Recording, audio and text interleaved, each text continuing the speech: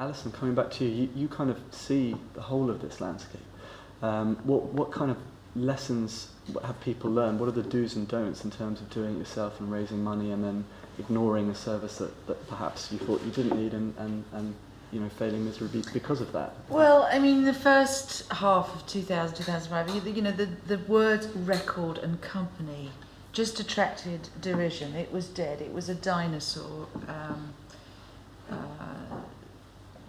industry, and the buzzwords were DIY and direct to consumer, and isn't this amazing? This is wonderful. And a few artists who really should be spanked, walked out of major record company deals, which is fine. I'm not saying that, but in so doing, didn't quite recognise that their fame, their position in the marketplace, had been secured by enormous investment from the record company. So it's all very well turning two fingers up to the company that had, got you the Aston Martin and the Rolls Royce, etc., etc., etc. And it does annoy me that some of the big established artists still knock the record company model. One, they don't differentiate quite what they're talking about, and two, they conveniently forget that their fame, which is secure, has been bought at the expense of a record company. But I've noticed over the last few years that that's all changed again. That was really just a lot of sort of hard-edged talking. But I don't really care whether it's called a record company or a artist services division. It's a knowledge bank, as Martin says. You build that up over time, over making mistakes, over knowing how to read the market, knowing when to go into the market, knowing how to time a tour with the release of a record, pluggers, if radio stations, who's going to be receptive to that music. It's a huge knowledge bank. And I think that at any point along the sort of scale of development of an artist, at some point, I would think that the artist is best writing and recording music, because that's the skill really that the artist brings.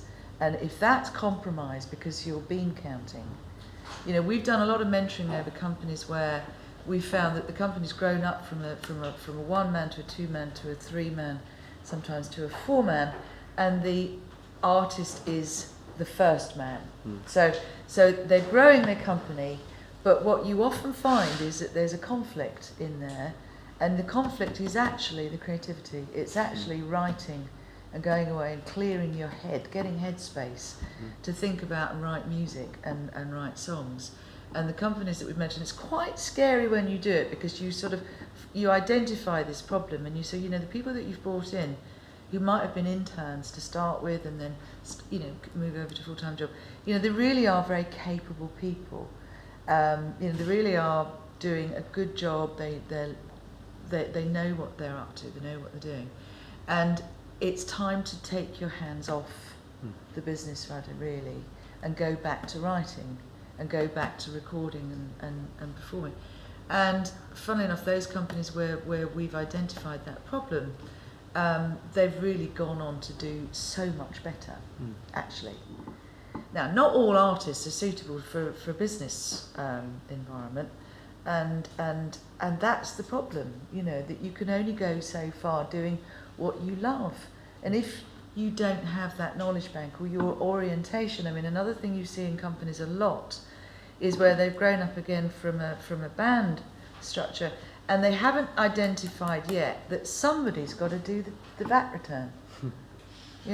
Somebody's got to do it. Somebody's got to pay the rent. Somebody's got to make sure that when the giant health and safety comes round, that you don't get closed down like a restaurant. Somebody's got to be the boring one, the one who loves the numbers, loves to do that side of things. And it's a mistake in companies to always employ people who are like you, because then you'll end up with a big gap in that who's going to file the tax return or who's going to pay the VAT or whatever.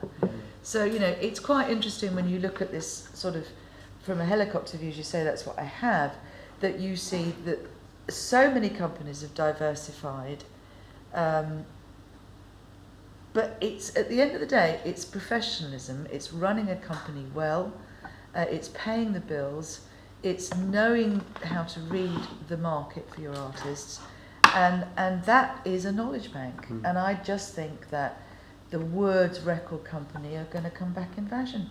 I mean, Trent Reznor's just re-signed to Sony. Yes, that's He good. spent 10 years going, yeah, you know, and now look at it, back to Sony. So, you know, it's quite chilly on the outside if you don't feel, if you don't understand the environment is very competitive. Music industry is a very competitive industry, you know, so you've got to kind of get real on the business front and sort out in your head who's going to be doing the business and who's going to be writing and recording and making the music.